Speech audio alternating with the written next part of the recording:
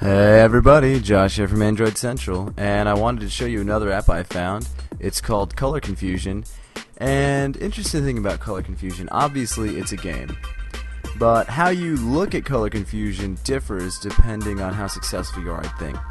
On the one hand, you could say Color Confusion is a teaser, it's a brain puzzle game, it requires a lot of thinking and a lot of perseverance, and on the other hand, you could say Color Confusion is one of those games that causes my self-esteem to plummet very rapidly into the ground.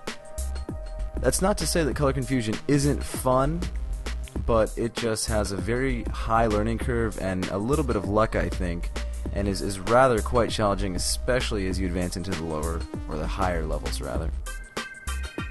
The obvious idea of Color Confusion is to figure out what colors of paint you have at your disposal that you need to mix to create the bizarre browns and greens of the cans of paint in the upper middle portion of the screen.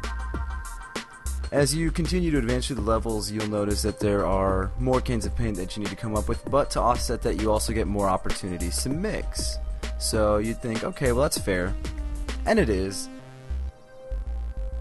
Where some of the trouble comes into it for me is that you think, oh man, I know that, this is light brown, this is dark brown, and these two colors have got to make it, and then you find out that it's dark blue and brown. So it just, for me, I think requires a little bit more study. If you fail a level, instead of advancing, you can actually see what two colors you need to mix to create the shade that you missed.